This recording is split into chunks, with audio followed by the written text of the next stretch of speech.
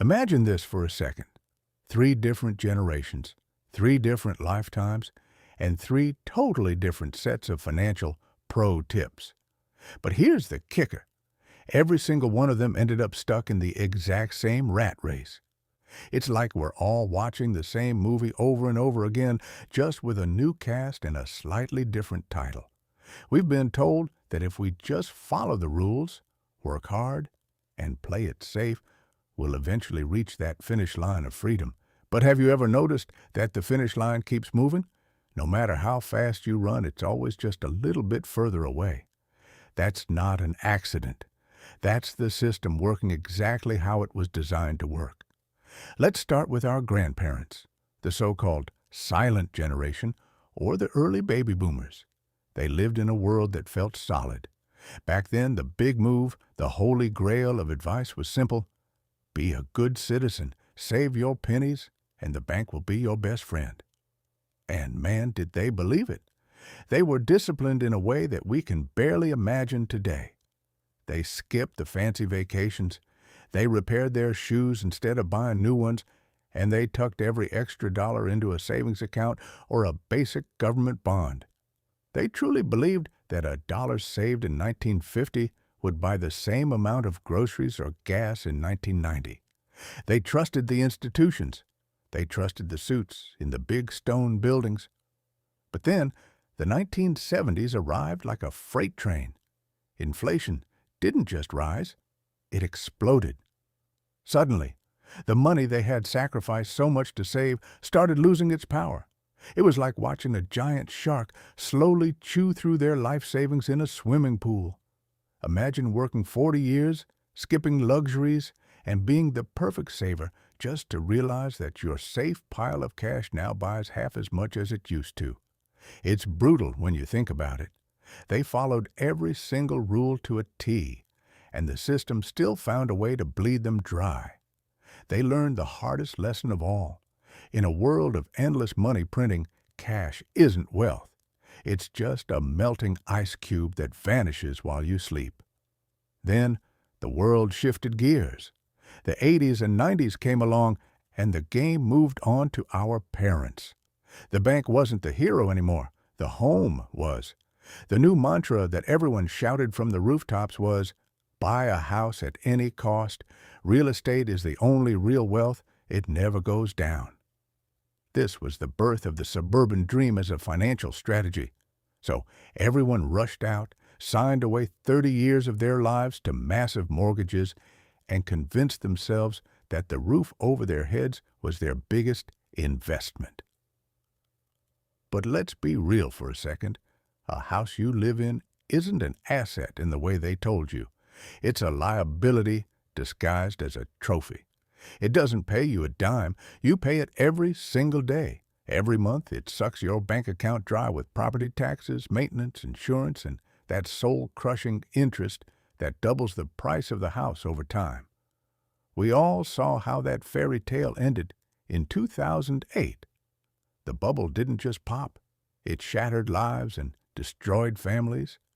People were left holding keys to houses that weren't even worth half of what they owed to the bank. They were underwater, drowning in debt for a dream that had turned into a nightmare. Again, they did exactly what the experts and the TV told them to do. And again, they got burned by a system that moved the goalposts right as they were about to score. And now, well, just look at us. What's the hype today? The advice has mutated once again into something even more dangerous.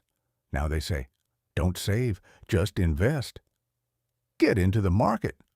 Bro, did you see this new coin or this tech stock? You're going to miss out. It's everywhere. We are being pushed to gamble our entire future on apps that feel more like a flashy casino than a financial tool. We're told to put our money to work 24/7, but honestly, most of the time, our money is just working to make some hedge fund manager in a glass tower or a guy in a Dubai penthouse way richer. We saw the carnage in 2022. Trillions of dollars in paper wealth just vanished into thin air. One day, you're a financial genius because your portfolio is green. The next day it looks like a digital crime scene, and you're staring at a screen wondering where your life savings went. We're chasing green candles on a phone while the real world gets more expensive by the minute.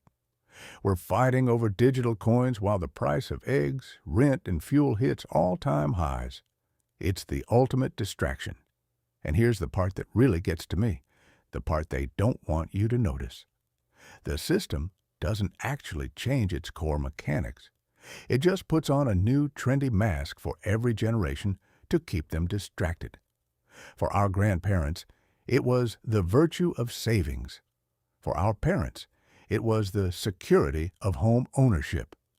For us, it's digital financial freedom and passive income through speculation.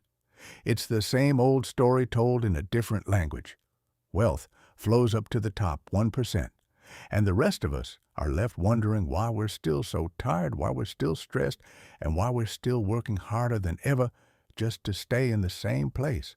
It's a machine, a beautifully engineered machine designed to extract your time, your energy, and your creativity in exchange for promises that are always kept just out of reach. So, what's the move? Do we just sit here, throw our hands up, and give up? Hell no.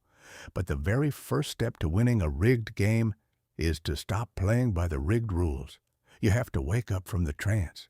We have to stop falling for the shiny objects they dangle in front of us like carrots. Stop thinking a bank account with 0.1% interest is wealth. It's not. Stop thinking a 30-year debt is a strategy. It's a cage. Real wealth? It's the stuff that actually matters when the lights go out and the world goes sideways. It's your skills.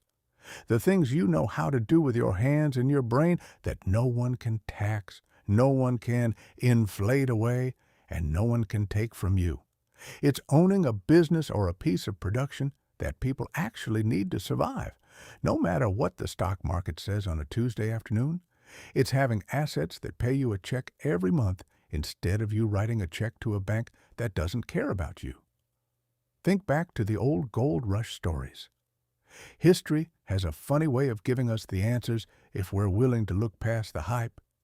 The guys who actually got rich and stayed rich weren't the thousands of desperate miners digging in the mud, destroying their health, and praying for a miracle.